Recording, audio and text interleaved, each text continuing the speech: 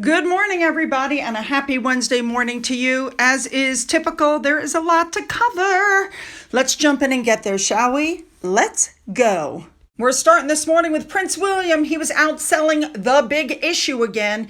Now, the last time he did this was 18 months ago with his friend Dave Martin, who he met the last time they sold the copies. They even, according to the article, swapped Christmas cards. Love it. Let's not forget that William launched his Homewards project this year to end homelessness. He's been campaigning for this for a long time, and so he hit the streets again to sell The Big Issue. I love it. Moving on. All right, moving on back to Zara. Remember, she and her husband gave an interview to the Australian Women's Weekly magazine. I showed you those gorgeous pictures. Well, in the article, Zara basically says that her professional horse riding career is only part-time now because she does have 3 young children and she wants to spend every minute with them. She said, she was very candid and said, look, it took me a while to get my body back into shape after having children.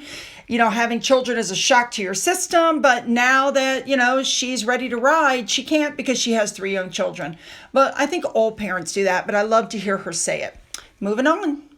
Moving on now to Charles and Camilla. It's coming out that they will be going to Australia in 2024. This is Charles's first visit since he became monarch and their first visit since 2018. And they think it's going to coincide with the Commonwealth Heads of Government meeting that takes place in Samoa. Now that usually happens in October, and it's only held every 2 years. Moving on, but sticking with King Charles, he went to the Advent service and Christmas reception at the Coptic Orthodox Church Centre in Stevenage in the UK. Looks to me like an absolutely gorgeous church. I love the artwork that's up at the front at the altar, which you're about to see. Now, of course, after the service, he had to stop and sign the obligatory guest book saying that he was there. Now, let me tell you, this man is so popular. That church was packed. There are pictures, there are video. There were so many people there. It was absolutely ridiculous. And in the middle of this crowd, there was a little girl who had a homemade Christmas card that she wanted to give the king. And so somebody, pushed forward. I love that. And she was able to give the card to the king. How sweet is that? I love it. The king also unveiled a plaque and planted a tree. King Charles spoke with the Archbishop, and then it was time to go. Moving on. This article I just want to touch on because they're talking about George, Charlotte, and Louis and the fact that they're going to have a traditional royal Christmas at Sandringham this year. They have the church service, the opening of the presents on Christmas Eve. Let's not forget they're going to have, Christmas morning with their parents. They have a Christmas with the Middletons. They're celebrating all over the place. I think that's lovely. These kids are going to have a good year. All right, moving on. Next up, we have the Princess of Wales, Princess Catherine. We knew this was coming because the palace put out that notification, but she went to visit and she opened the new Children's Day Surgery Unit at the Evelina London Children's Hospital. This hospital cares for children, according to the article, with rare and very complex conditions. She has been the patron there since 2018.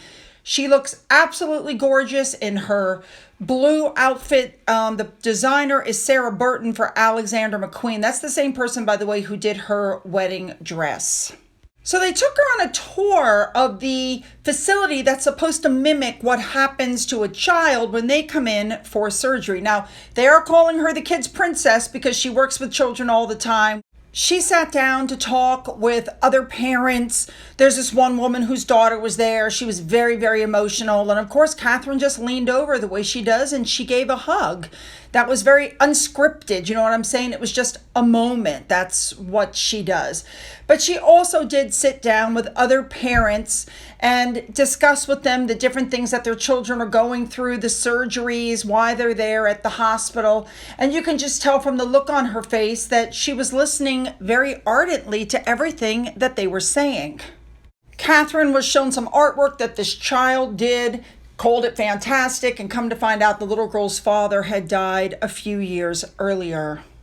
The unit itself actually opened up in July, but she did the ribbon cutting honors today. And of course, she had 2 children help her with it. The kid's just lovely. She's obviously very natural. She's natural with children. She went out of her way to do selfies with the parents, with, the kids, with the staff.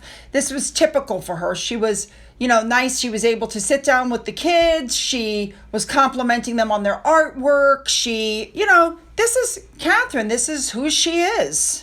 Since Catherine has had recent visits to a community center and a nursery and a science museum, and she's, this is all to promote the early childhood development that she's working in, they're dubbing her the children's princess because she just lights up and has a special glow when she's around the children.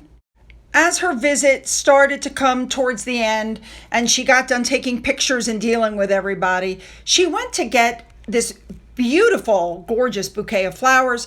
They were handed to her by a little boy, 11 years old, Mr. Abrams, I believe is his name. He was the second child to ever be operated on at the day surgery unit there.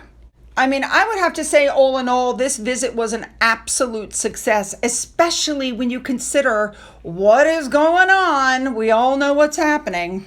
Seems to me that Catherine is following the Queen's mantra of stay calm, carry on. Moving on.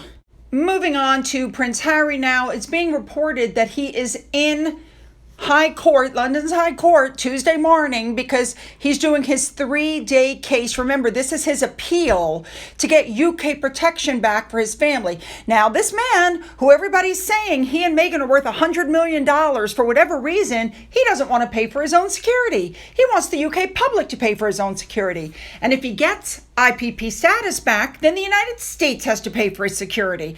It's almost a joke. Anyway, his lawyers are doing this judicial review because Harry is claiming that Ravik has treated him unfairly. Harry's attorneys started right off with, can anybody believe that a prince of the realm, a son of the king, is not protected by state security when he's in the UK? Harry's attorney is also using Diana again, okay? He's saying, she died in an accident in Paris if she hadn't had her security removed.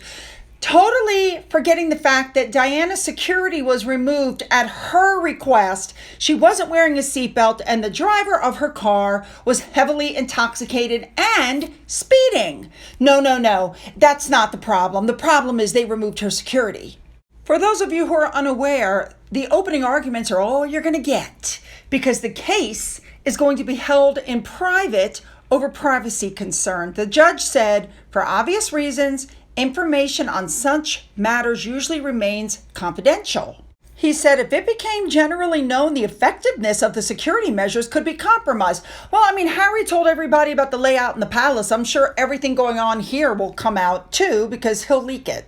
I agree with this Twitter user. I think this is a joke that he can litigate behind closed doors. Now, keep in mind that he lost his bid in May to challenge the British government that barred him for paying for police protection. Now, Harry's attorney, said in an appeal the decision was made unfairly because Harry was not able to make representations before his application was denied. So, in the first stage of this case, Harry's lawyers asked Justice Swift to grant permission for a full hearing, which was granted. And that's what this is. I got to be honest, I don't think he has any chance in hell of winning. But listen, let him have his hearing. Moving on. Next up, we're going to turn our attention back to Endgame. The price has now been cut by 50% after one day.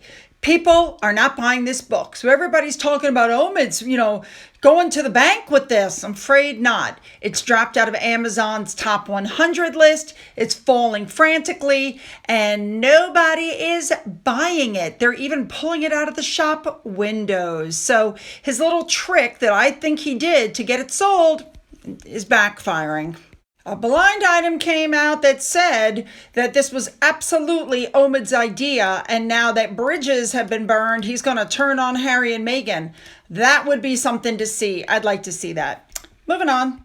It's being reported now that the Dutch Professional Association for Writers and Translators have spoken out in support of the translator from Endgame.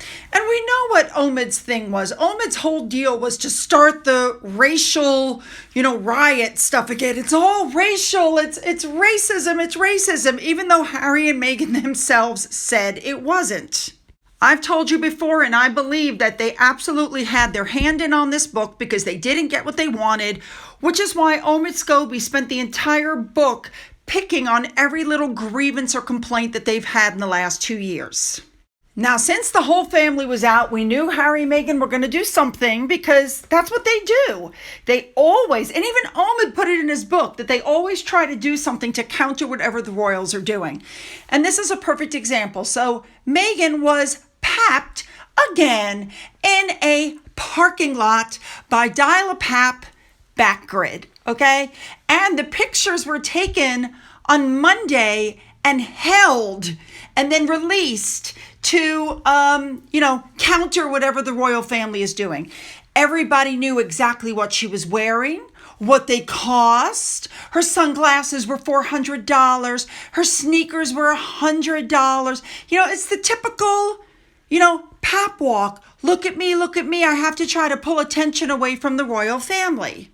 They were saying that she might have been en route to the gym. The funny thing is, she and Harry have a full gym in their house. So there's absolutely no need for the parking lot pap walk.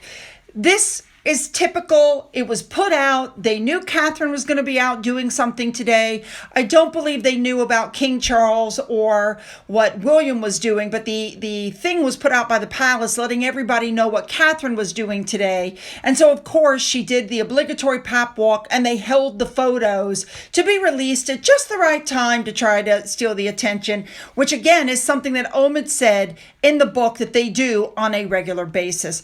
I mean, nobody's that interested anymore. Really, we're just not.